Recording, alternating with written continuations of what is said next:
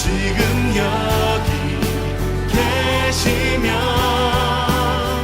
말씀해 주시는 하나님, 내 삶에 역사하시는 신실한 나의 하나님을 찬양해. 말씀 보겠습니다. 시편 103편을 보겠습니다.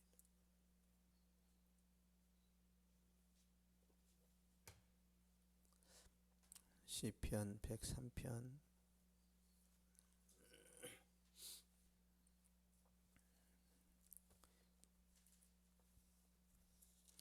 1절에서 5절까지, 103편 1절에서 5절까지 같이 읽겠습니다. 시작. 내 영혼아 여호와를 송축하라. 내 속에 있는 것들아 다 그의 거룩한 이름을 송축하라. 내 영혼아 여호와를 송축하며 그의 모든 은택을 잊지 말지어다.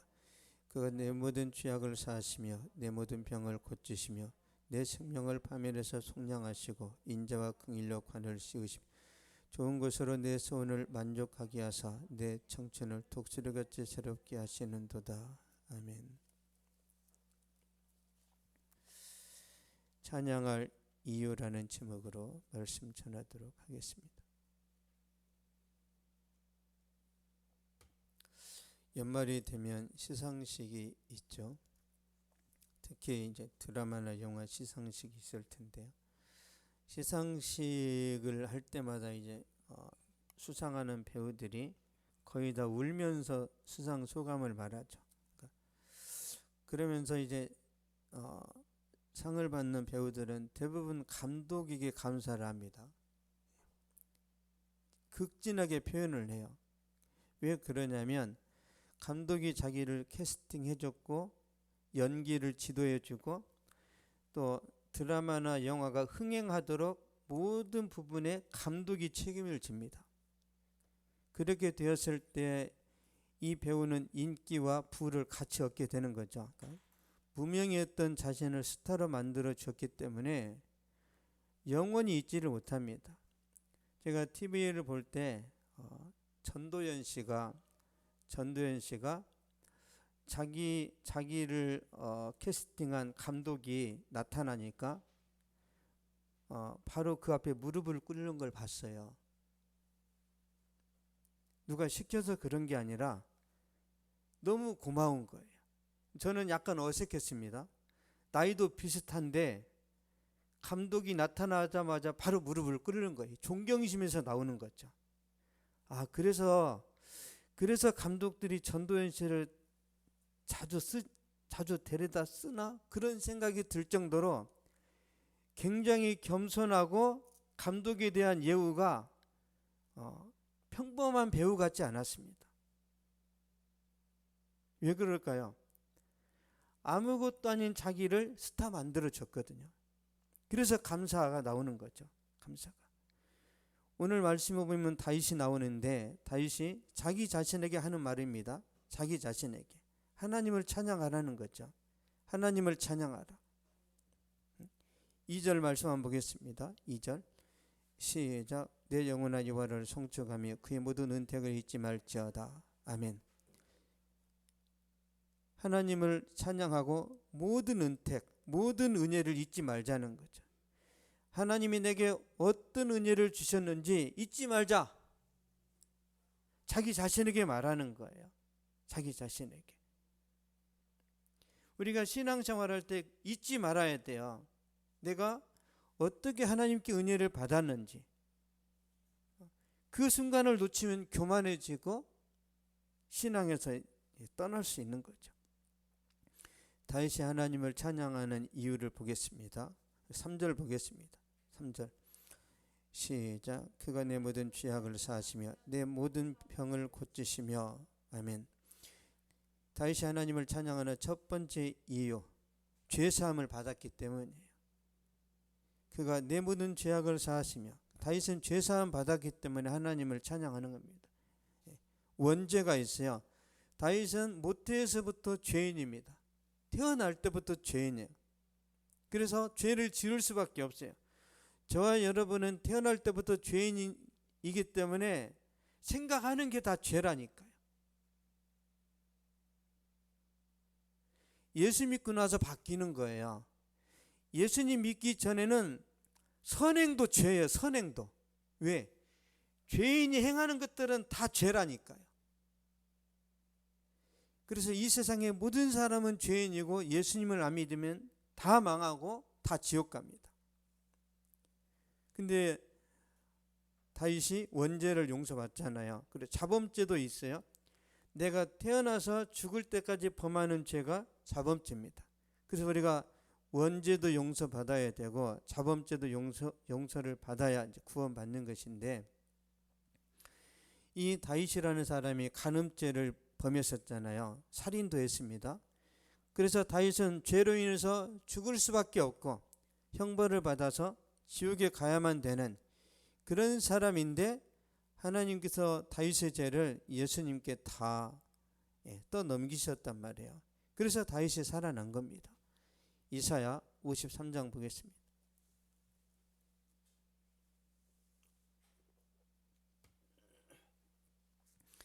이사야 53장 4절 5절.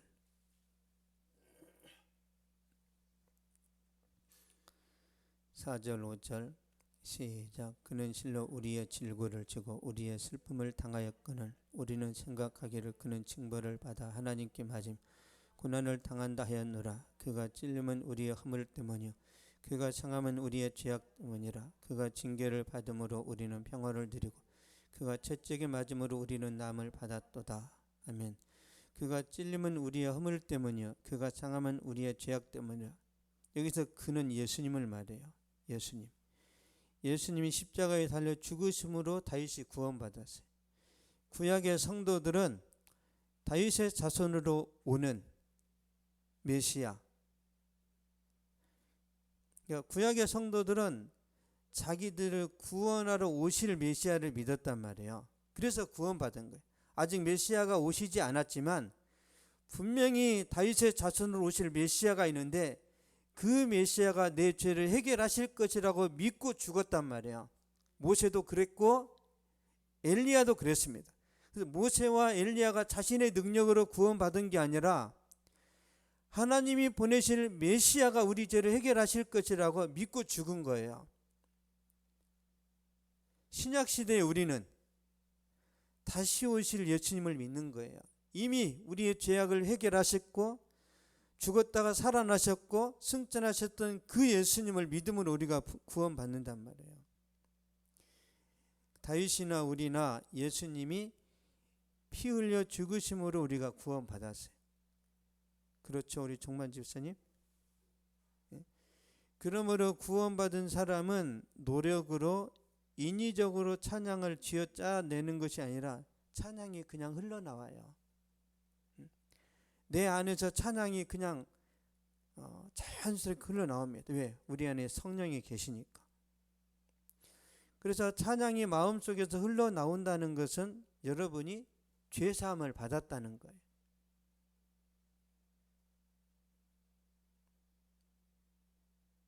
감사해야 됩니다. 찬양이 나오는 것 자체를. 한번 잘 생각해 보세요. 불교에는 구원의 기쁨을 표현한 노래가 있어요. 한번 생각해 보세요.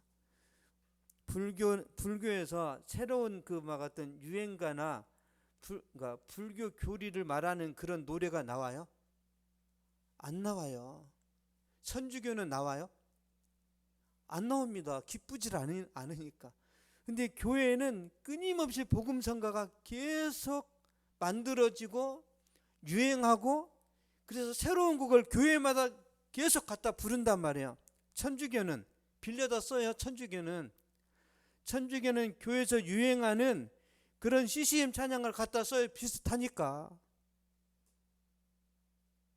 불교에는 구원이 없기 때문에 생로병사, 태어나고 늙고 병들고 죽는다, 이런 말이나 하고 있어요. 불교에는 구원이 없어요. 그래서 아주 우울하고 어둡습니다. 그러나 기독교에는 구원이 있기 때문에 CCM 찬양이 매해마다 만들어져요. 계속해서 곡이 나옵니다. 성령께서 감동을 주시니까 그것만 봐도 알 수 있어요. 기독교가 유일한 구원의 종교라는 것을 그런 것만 봐도 알 수 있습니다. 인도의 힌두교를 믿는 어떤 사람이 계속 자기 죄 때문에 고민하다가 예수 믿으면 죄 문제 해결한다는 말을 듣고 그 즉시 영접을 합니다. 왜? 자기 종교에는 구원이 없단 말이에요. 그래서 구원 받았을 때 찬양이 흘러나오는 거예요. 우리 마음속에서 그런 역사가 일어나는 것은요, 그게 신앙 고백입니다. 신앙 고백. 찬양은 신앙 고백이에요. 시편 33편 3절 한번 보겠습니다.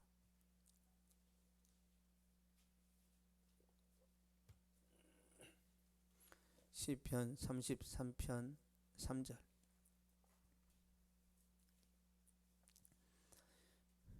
시작. 새 노래로 그를 노래하며 즐거운 소리로 아름답게 연주할지어다. 아멘. 구원받은 사람들은 계속 노래가 나옵니다. 그러니까 우리가 막 열심히 애써서 노래하는 게 아니라 그냥 나와요. 안에서부터.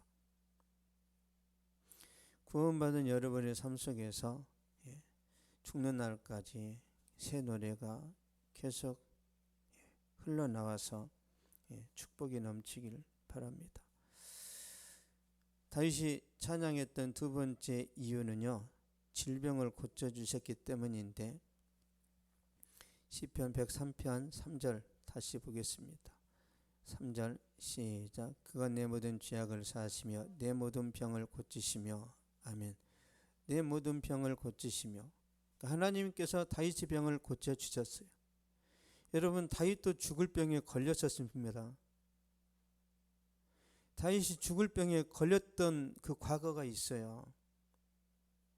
다윗이 우리아인의 밧세바를 간음하고 밧세바가 임신하니까 죄를 감추기 위해서 그 남편을 전쟁터에 보내가지고 전사하게 만들었습니다. 무서운 죄죠. 그때 하나님이 다윗에게 죽을 병을 주세요. 왜? 남의 남편 죽이고 그 가정을 다 파탄냈단 말이에요. 시편 38편에 기록된 내용입니다. 보겠습니다. 시편 38편 5절에서 7절.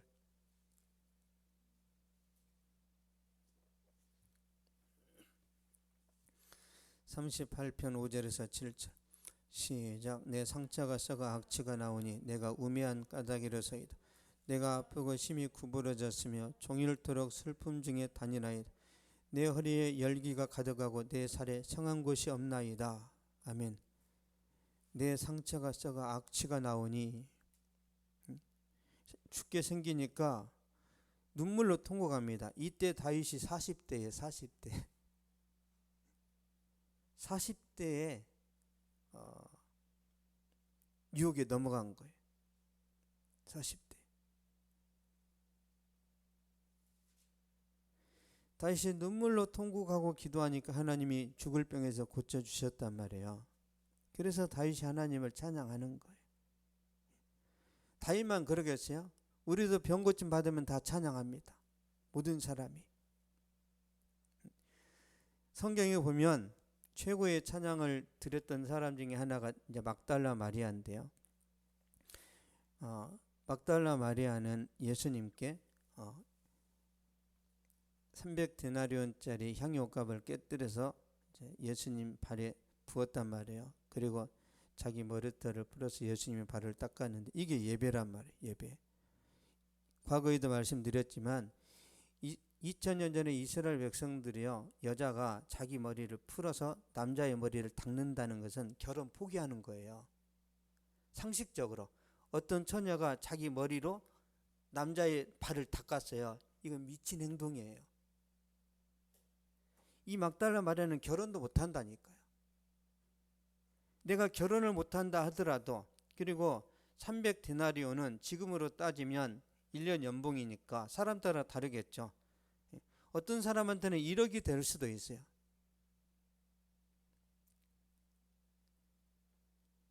자기 시집갈 비용인데 이걸 다 깨서 주님께 드렸단 말이에요. 이게 찬양이고 이게 경배입니다. 그러면 왜 막달라 마리아가 이런 일들을 하는지. 이 막달라 마리아는 7 귀신 들렸던 여자입니다. 완전히 귀신한테 사로잡혀가지고, 여러분 길에 가다 보면 미친 여자들이 있죠. 혼잣말하고 막 돌아다니잖아요. 여기다 막 뭐 하나 이렇게 꼽고. 막달라 마리아가 7 귀신 들렸다는 것은 자기 생활이 불가능했다는 거예요. 완전히 귀신한테 사로잡혔는데 예수님이 고쳐주셨어요. 그리고 또 하나, 죽었던 자기 오빠가 있었는데 예수님이 이 나사로를 살려주십니다. 요한복음 11장 43절 보겠습니다.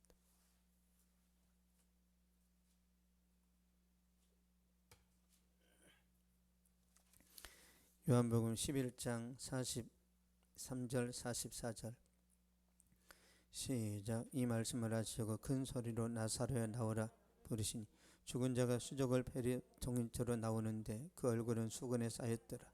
예수께서 이르시되 풀어놓아 다니게 하라 하시니라. 아멘. 나사로야 나오라, 주님이 말씀하시니까 나왔어요. 그래서 예수께서 풀어놓아 다니게 하라, 또 그렇게 말씀을 하세요. 죽었던 자기 오빠를 예수님이 살려내셨단 말이에요. 이게 요한복음 11장의 사건입니다. 요한복음 12장으로 가겠습니다. 마리아가 어떻게 하는지. 요한복음 12장 3절 시작. 마리아는 지극히 비싼 향이고 순전한 나드 한 근을 가져다가 예수의 발에 붓고 자기 머리털로 그의 발을 닦으니 향유 냄새가 집에 가득하더라. 아멘. 자기 머리털로 그의 발을 닦으니, 자기의 7 귀신 들렸던 거 해결해 주시고 죽었던 오빠도 살려주셨기 때문에 나 시집 못 가도 괜찮고, 사람들이 나한테 미친 여자라고 말해도 괜찮고, 어떤 욕을 해도 나는 괜찮습니다. 자신의 문제를 해결해 주셨기 때문에 이렇게 나오는 거예요. 그래서 우리가 은혜를 많이 받아야 되는 거예요. 우리가 하나님 앞에 헌신하고 충성하려면 내 힘으로 하면 안 돼요. 문제가 발생합니다. 경쟁심으로 하는 게 아니에요. 헌신은 은혜, 오직 하나님이 주신 감동으로 하는 거예요. 내 힘으로 하니까 시험 든단 말이에요. 내 힘으로. 내가 어떻게 헌신했는데 목사님이 나한테 이거밖에 안 해줘? 헌신은 하나님께 하는 거예요. 내가 이 정도 하면 목사님들 나한테 이렇게 해주겠지? 반드시 시험 듭니다. 하나님이 내게 주신 은혜에 대해서 하나님께 우리가 이제 옥합을 깨뜨리기도 하고 이제 충성도 하고 봉사도 한단 말이에요. 이걸 사람한테 기대하면 안 됩니다. 하나님이 갚아주시겠지. 막달라 마리아가 그런 사람이에요. 주님께서 우리에게 기적을 보여주셨을 때 찬양이 흘러나오죠. 찬양이 흘러나와요. 주님이 우리의 질병을 고쳐주셨을 때 찬양이 나옵니다. 주님께서 우리의 문제를 해결해 주셨을 때 찬양이 나와요.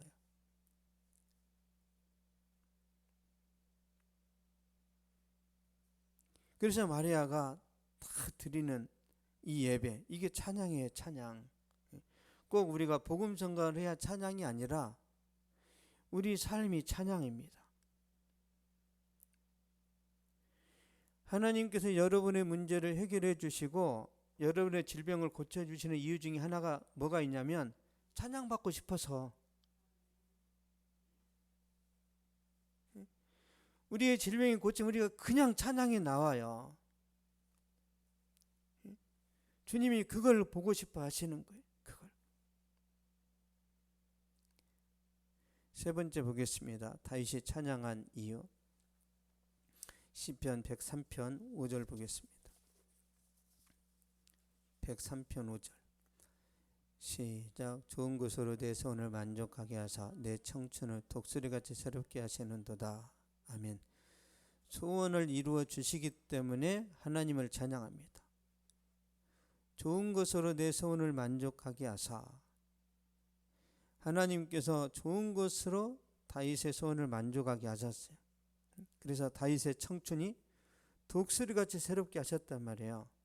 독수리 힘은요, 날개에 있습니다. 날개. 여러분, 독수리 날개가 꺾이면요, 그냥 닭이랑 같이 살아요. 독수리가 날지 못하면 고양이한테도 공격받을 수 있을 만큼. 독수리면 힘찬 날개죠. 다윗에게 그런 능력이 임하니까 다윗이 물맷돌로 거인 골리앗을 죽이는 거예요. 하나님의 능력으로 승리한 거죠.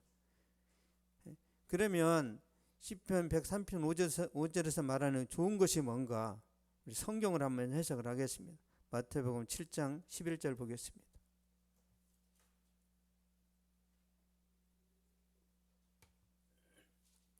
마태복음 7장 11절.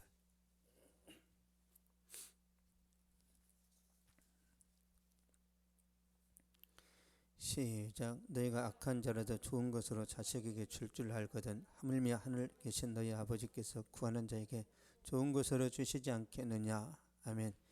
구하는 자에게 좋은 것으로 주시지 않겠느냐. 기도하는 자에게 좋은 거 주신다는 거죠.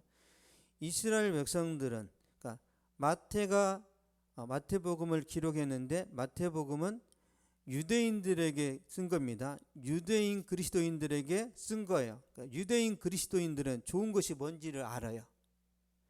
하나님이 우리에게 좋은 것 주신데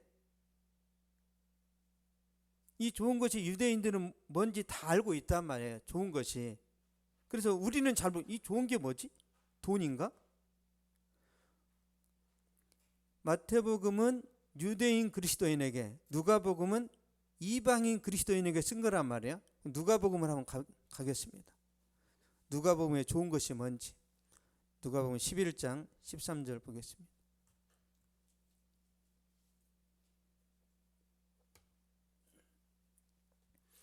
(11장 13절) 시작. 너희가 악할지라도 좋은 것을 자식에게 줄 알거든 하물며 널 하늘 아버지께서 구하는 자에게 성령을 주시지 않겠느냐 하시니라. 아멘. 구하는 자에게 성령을 주시지 않겠느냐. 다윗이 말했던 좋은 것, 마태복음에서 말하는 좋은 것은 성령이에요. 성령.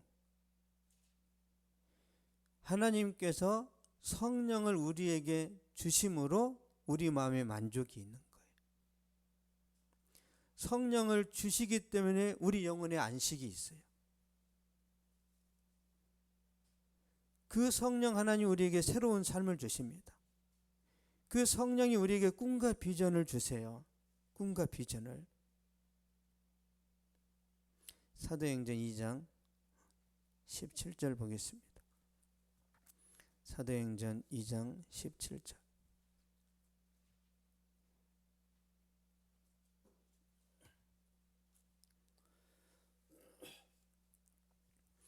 (2장 17절) 시작. 하나님이 말씀하시기를 말세에 내가 내 영을 모든 육체에 부어주리니 너희의 자녀들은 예언할 것이요 너희의 젊은이들은 환상을 보고 너희의 늙은이들은 꿈을 꾸리라. 아멘. 내 영을 부어주리니, 내 영은 성령을 말해요. 성령을 받았을 때 너희의 젊은이들은 환상을 보고 너희 늙은이들은 꿈을 꾸리라. 이 말은 내가 꿈에 이런 꿈을 꿨다 그 말이 아니에요. 비전을 말하는 거예요. 비전. 성령이 임하시면 늙은이도 꿈을 꾼다. 늙은이도 비전을 추구하는 삶을 산다는 거예요. 늙은이도. 청년은 말할 것도 없죠. 그래서 모세는 80세에 부르심을 받았는데 성령의 능력으로 이스라엘 백성들을 애굽에서 탈출시킵니다. 성령이 하신 거예요. 성령이. 그래서 청년인데도 성령이 역사하지 않으면 맨날 죽는다는 소리만 해요. 정말 못 살겠어.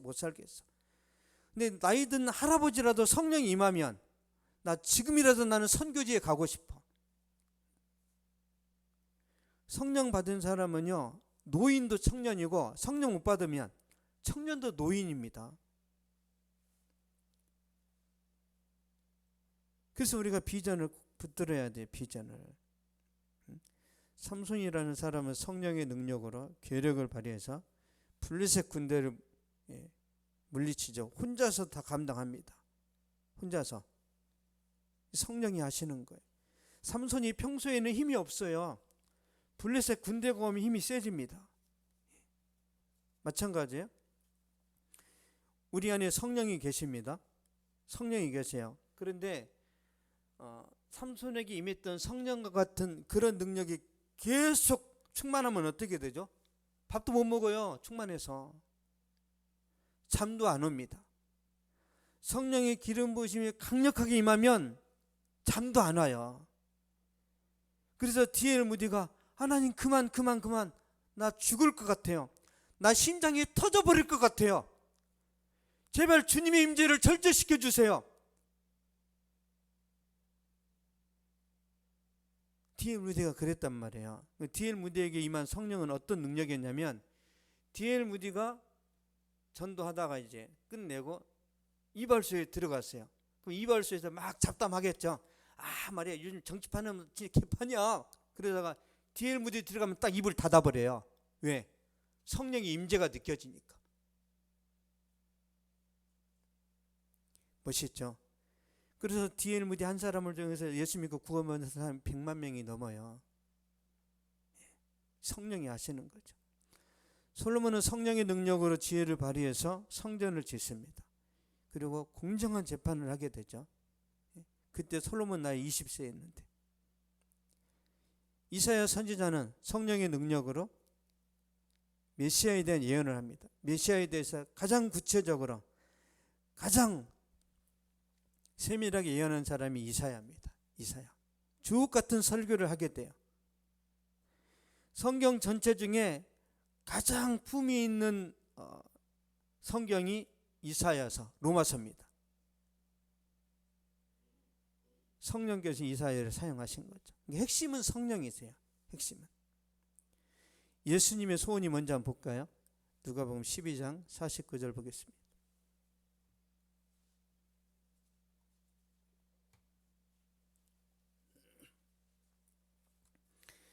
누가복음 12장 49절.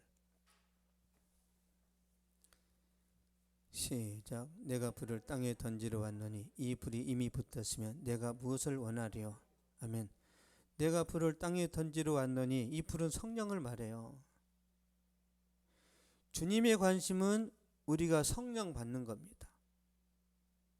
그래서 아버지께서 약속하신 걸 내가 너에게 보내겠다 계속 말씀하시는 거예요. 왜 주님이 우리에게 성령 주시려고 하죠? 성령 받아야 만족이 있습니다. 여러분, 돈으로부터 만족 없어요. 세상 인기는 바람입니다. 젊음도 한때예요. 저와 여러분의 영혼의 만족은 오직 성령이 주신단 말이에요.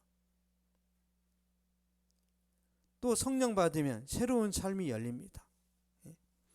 나무의 변화는 뿌리에서부터 시작되죠. 그래서 나무가 열매를 많이 맺으려면 뿌리가 좋아야 됩니다. 뿌리. 마찬가지예요. 나무의 핵심이 뿌리라면 사람에게 있어서 뿌리는 뭐냐면 마음입니다. 스펙이 아니에요. 사람에게 있어서 제일 중요한 건 마음이에요. 이 마음의 변화가 일어나야 돼요. 누가 변화시키죠? 성령이. 그래서 우리의 열등감, 우리의 상처, 성령께서 모든 걸 고치십니다. 성령께서 우리를 만져주셔야 우리가 열매 맺는 삶을 살아갈 수 있어요. 세 번째로는 성령 받아야 꿈과 비전을 이룰 수 있습니다. 성령이 우리에게 꿈을 주세요. 그리고 주도적으로 이끌어 가십니다. 주도적으로. 바울이 그런 말 하죠. 예수님 만나고 나서 주여 누구시니까? 나는 네가 핍박하는 나사렛 예수라. 바울이 예수님을 알았단 말이에요. 아, 예수님이 하나님이시구나. 그때 성령이 역사하시는 거죠. 예수님이 누구인 줄 알았을 때 그때 바울이 뭐라고 하죠? 주여 내가 무엇을 하리이까? 그러니까 성령이 역사하시면 바로 우리가 비전을 발견한다니까요. 나는 어떻게 살아야 되는지 모르겠는데? 그러면 성령 받은 게 아니에요. 내 인생의 목표가 명확해야 됩니다. 명확해야 돼요. 내가 예수 믿고 구원 받았어요. 그러면 그게 끝이에요? 그 영적인 것이고, 그는 내가 세상에서 뭘 하면서 살아야 될까요? 내 직업은 어디여야 되고 나는 어떻게 살아가야 되는지, 이 부분에 대해서 끊임없이 기도를 해야 됩니다. 왜? 성령 받으면 다 은사가 와요. 은사가. 방언 같은 은사도 있지만 내가 어떤 직업을 가져야 되는지, 여러분 운동 잘하면 그 길로 가야 되고, 노래 잘하면 가수가 돼야 되고, 그런 것처럼 우리에게 은사가 있단 말이에요. 그것도 물어야 돼요. 내가 어떻게 살아야 됩니까? 내가 제일 잘할 수 있는 게 뭔지, 내가 어떤 것을 할 때 행복한지, 이걸 하나님 앞에 계속 물어야 돼요. 김연아의 엄마가 원래 김연아를 세계적인 선수로 만들려고 안 했어요. 제가 잘하는 게 뭘까? 이것저것 시켜보다가 피겨 스케이팅이라는 것을 알았단 말이에요. 하나님이 우리에게 너는 이 길을 가라 하시기도 하지만, 우리가 내가 이 일을 할 때 희열을 느끼고 재미가 있고 시간 가는 줄 모른다, 그런 일이 있어야 돼. 게임 말고. 게임은 다 희열이 있어요. 게임이나 무슨 TV 보는 거, 이런 것들은 소모되는 시간들을 보면서 희열을 느끼는 것은요, 다 마귀가 주는 거예요. 마귀가. 노름하는데 희열이 있다. 도박이나 게임이나 이런 것들은요, 하나님이 주신 게 아니에요.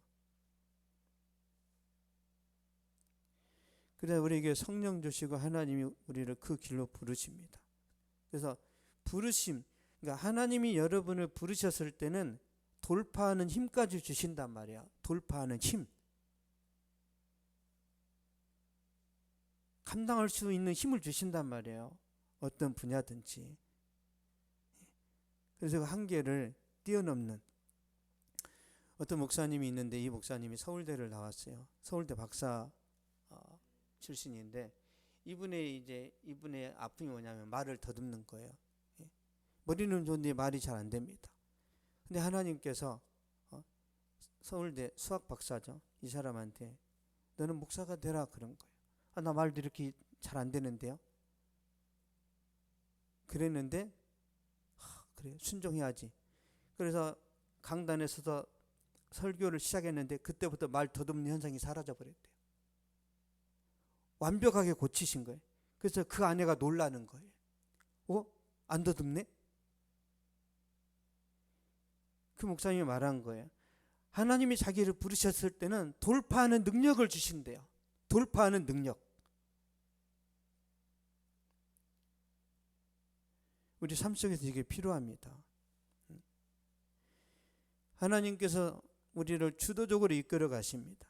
주도적으로. 그래서 우리의 소원이 이루어질 때 우리가 또 하나님을 찬양하잖아요. 하나님을 찬양하게 되었어요. 우리 삶 속에서. 이런 놀라운 은혜가 여러분에게 임하기를 축복합니다. 결론을 맺겠습니다. 다윗이 하나님을 찬양하는 이유는요, 죄에서 구원받았기 때문이고 죽을 병에서 살아났기 때문이고 또 소원을 이루었기 때문이요. 다윗의 소원 아시죠? 이스라엘을 세우는 데 있어서 하나님 중심의 나라를 세워요. 하나님 중심. 그래서 다윗의 관심은 영토 확장이 아닙니다. 하나님께 집중하는 나라를 세우는 거예요. 죄에서 자유함을 얻고 육체의 질병에서 고침받고 하나님의 성령으로 만족감을 얻고 비전을 이루는 삶을 살아갈 때 하나님 우리를 더 기쁘게 하시고 또 우리가 찬양하는 그런 이제 우리 인생이 되게 하시는데, 그래서 우리 인생이 찬양으로 가득하기를 하나님이 원하십니다. 찬양이. 스펄전 목사님이 이런 말씀을 하셨어요. 하나님이 내게 작은 것 주셨을 때 감사했더니 하나님이 더 큰 거 감사할 수 있는 복을 많이 주셨답니다. 그래서 작은 일에 충성하세요. 작은 일. 내가 작은 일은 나도 귀찮고 하나님이 나한테 진짜 주인공을 맡겨주시고 큰 일을 주시면 잘할 수 있습니다. 안 돼요. 작은 일에 최선을 다하고 작은 일에 열정을 쏟아붓는 그 사람에게 다음 기회가 옵니다. 그래서 지금 여러분의 직장이나 여러분의 삶의 현장에서 최선을 다하시고 하나님께서 은혜를 주시면 감사하시기 바랍니다. 그 하나님이 여러분의 무대를 더 좋은, 더 화려한 무대로 인도하실 거라고 믿습니다. 기도하겠습니다. 거룩하신 아버지, 감사합니다. 2020년 마지막 주일 예배인데 하나님께서 우리에게 감사하고 찬양할 수 있는 그 이유를 알아보게 하여 주심을 감사합니다. 우리가 죄사함 받았으니 찬양이 매 순간마다 흘러나오도록 도와주시고, 우리가 질병에 또 우리가 여러 가지 악재에 부딪혔을 때에도 하나님께 기도함으로 해결되어져서 또한 감사하고, 우리의 비전, 우리의 손을 이루시는 하나님을 찬양하여 우리 평생의 기쁨과 감사와 소망으로 충만한 그런 인생이 될 수 있도록 도와주시옵소서. 세상 사람들이 알지 못하는 기쁨과 은혜와 충만함이 주여 사랑하는 성도들에게 임하게 하여 주시고, 저들의 인생과 삶이 빛이 나는, 모든 사람이 흠모하고 부러워하는 삶이 될 수 있도록 하나님 이 시간에 축복하여 주시옵소서. 지금은 우리 주 예수 그리스도의 은혜와 하나님의 사랑과 성령의 위로 교통 교제하심이 이 시간 예배를 드리고 돌아가는 모든 발걸음 위에, 저들의 가정과 학교와 직장과 사업 위에, 또한 이 민족과 세계 선교지 위에 이제로부터 영원토록 항상 함께 있을지어다. 찬양해, 사랑을 주신 주 찬양해, 사랑의